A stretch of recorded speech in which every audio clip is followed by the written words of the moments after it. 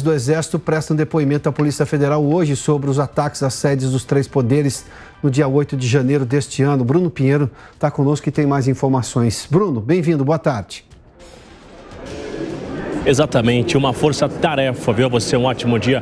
Aqui nos acompanha sempre uma alegria, uma honra e uma satisfação. 80 militares estão sendo ouvidos numa academia da Polícia Federal. Fica a cerca de 20 quilômetros aqui do Congresso Nacional, realmente para tentar entender se houve uma omissão dos militares que estavam de plantão naquele emblemático 8 de janeiro aqui na capital federal. Entre os militares que estão sendo ouvidos está o comandante da Guarda Presidencial que estava de plantão lá no Palácio do Planalto. Vale ressaltar que no mês de fevereiro, o ministro Alexandre de Moraes, que é o relator do inquérito sobre os atos de 8 de janeiro, ele emitiu uma nova decisão especificando e colocando uma determinação que os militares envolvidos no 8 de janeiro, eles seriam julgados e até mesmo investigados através da Suprema Corte, que é o STF. Então, essa investigação que está apurando uma suposta omissão de responsabilidade ou de um planejamento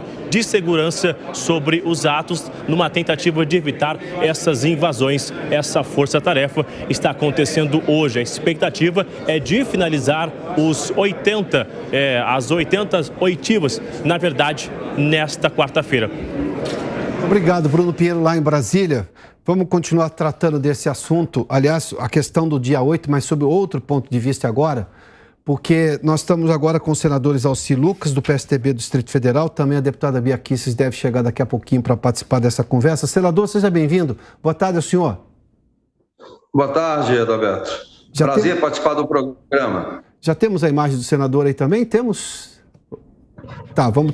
Senador, vamos lá. O senhor, ao lado da deputada, inclusive os dois visitaram exatamente as pessoas que ainda estão presas lá em relação ao dia 8. Qual é exatamente a condição delas?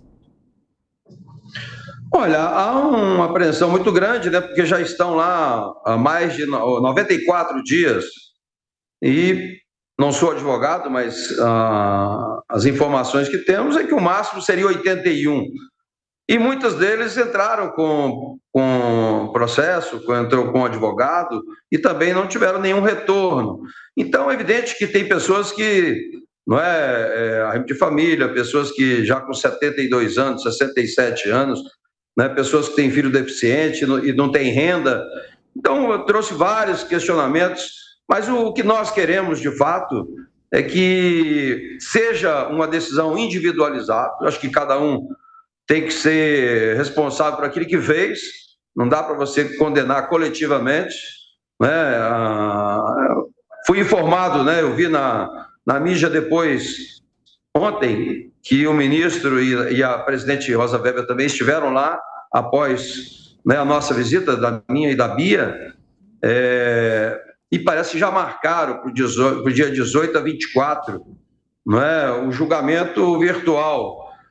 Eu não sei exatamente, né, porque como é que se dará isso, porque, pelo que eu sei também, né, isso quem vai julgar, deveria julgar, é o primeiro grau. Sim. Não sei se o Supremo, como é que ele vai julgar as pessoas. Nós perguntamos, inclusive, né, Bia? A Bia está participando agora aí, nós perguntamos a questão da audiência de custódia, porque eu, particularmente, todas as audiências de custódia que assisti ou participei ouvindo na mídia também, grande parte deles vão embora. O policial militar está na delegacia fazendo a ocorrência e eles já foram embora. Sim. E o que aconteceu lá foi uma audiência de custódia virtual, mas o juiz que participou não tinha autonomia também para decidir nada. Então foi assim, de certa forma, muito estranho. A gente precisa que haja realmente o processo legal, como é, né, normal todo cidadão, e que tenha uma decisão rápida. Não dá para ficar, né, mais de agora 94 dias esperando, né, um inquérito que sequer sabe o que está acontecendo.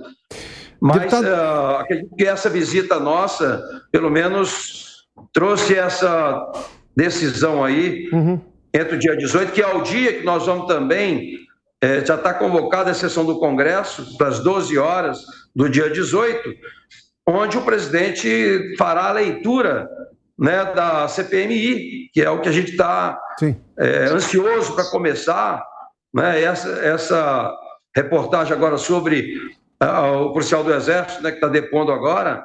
Tudo isso é importante, né, para a gente saber de fato o que aconteceu. Nós temos, eu tenho certeza já absoluta, não é, que poderia ser evitado se todos aqueles responsáveis pela área federal tivessem tomado alguma providência.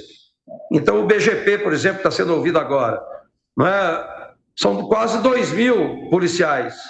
Não é? Por que no dia domingo todos foram liberados? Inclusive aqueles que ficavam, pelo menos 34 policiais ficavam de plantão, de manhã, de tarde, de noite, e no dia domingo eles foram dispensados.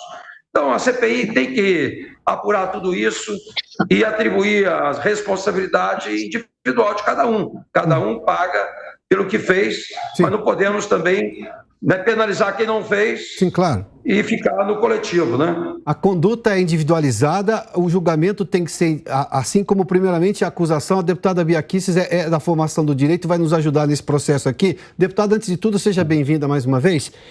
O fato é, vou me ater a um dado aí que o senador nos trouxe aí, são mais de 3 meses de pessoas que ainda estão presas e outras também estão com uma série de medidas restritivas, como, por exemplo, tornozeleira. Qual é a razão? Porque o que se entende, à luz do direito, do que se conhece da lei, há uma série de ilegalidades que, por exemplo, entendendo-se a vida pregressa brasileira no direito, foram cometidas nesse caso em relação a essas pessoas. E ninguém está passando pano aqui para quem arrebentou patrimônio público, não é esse o caso. Agora, nós temos o caso de pessoas ainda presas. E se eu levar em conta um outro aspecto recente do garantismo do entendimento do atual Supremo Tribunal Federal, eu tenho mais uma afronta ainda, neste caso, ao próprio entendimento do Supremo Tribunal Federal de pessoas presas sem um amplo direito à defesa, sem o devido processo legal. E é o Supremo que está comandando tudo isso. Pois é, e essa é a perplexidade que a gente vive nos dias de hoje, não é? Porque aquele que deveria ser o guardião da Constituição é exatamente quem está ignorando, né, deixando de lado a Constituição para fazer valer a vontade, né, a vontade de integrantes da Corte, de alguns integrantes da Corte. Então, é muito difícil a gente ter que reconhecer, mas a gente precisa reconhecer isso. Não adianta a gente querer tampar o sol com a peneira. Então, quando as pessoas dizem para a gente, está tudo sendo analisado pelo Supremo, que é a corte maior, não fala, não, espera, né?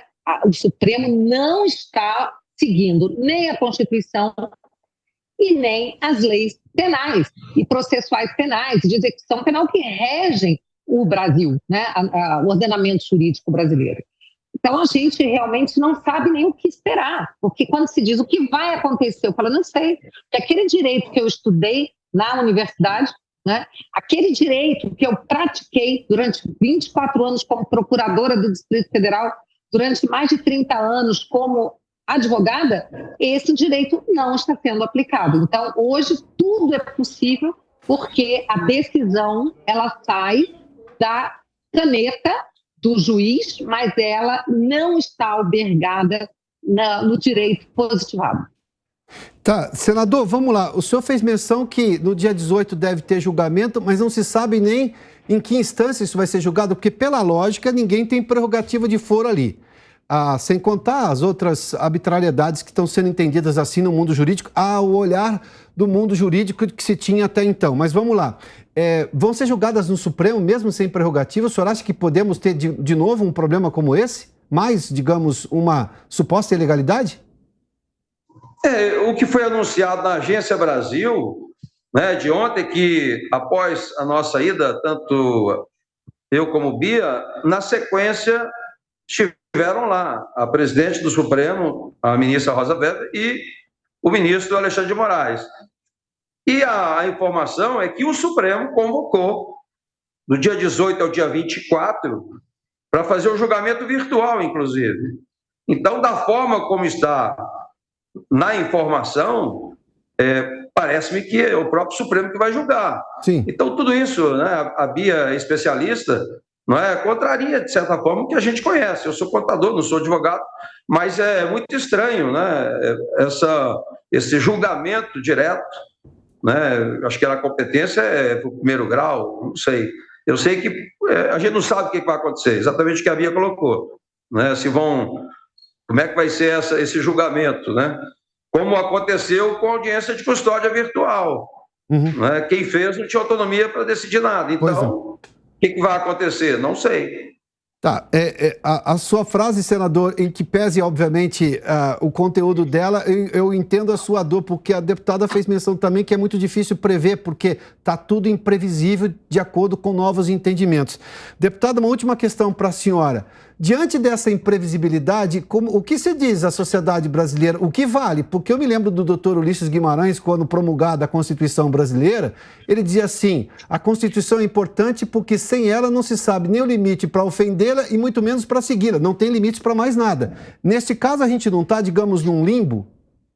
Sim, nós estamos num limbo, nós estamos na maior segurança jurídica que eu já assisti. Nunca pensei que no Brasil nós pudéssemos viver algo semelhante, que me remete, né, ao 1984, esse livro do George Orwell, né, que hoje é uma realidade que nos remete a processos kafkanianos também, coisas que a gente achava que aconteciam na União Soviética, na época da Cortina de Ferro, mas nunca pensei que isso aconteceria no Brasil. Inclusive, quando se fala de ditadura militar, não chega aos pés do que vivemos hoje, mas não chega aos pés, tá?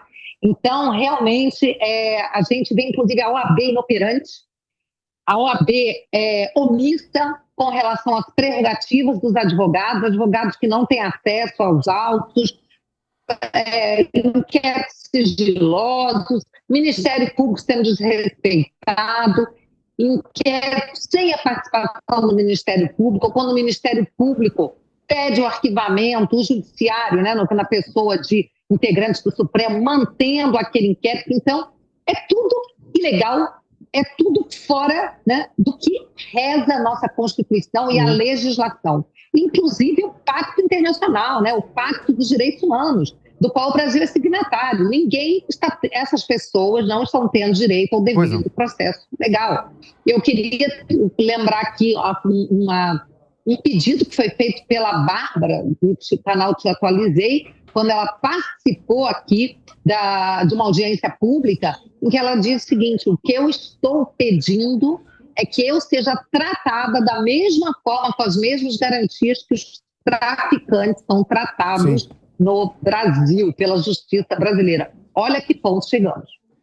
Deputada Bia Kicis, muito obrigado pela participação. Senadores Alci Lucas, obrigado mais uma vez pela gentileza. A gente vai continuar acompanhando esse caso, até porque, à luz do direito, é importante saber qual é o regramento, qual é o entendimento, porque sem base, aí você começa a abrir espaço para o que se chama, e ninguém está fazendo essa acusação aqui, eu só estou me atendo à literatura, a tribunais de exceção, ou a regimes de exceção, onde, obviamente, você não tem a Constituição. O Supremo está reinterpretando a Constituição, esse será o entendimento agora da Constituição, mas quais são exatamente os parâmetros? É esse tipo de coisa que nós estamos debatendo, porque é importante uma sociedade saber quais são as regras, qual é o regramento sobre o qual ela vive.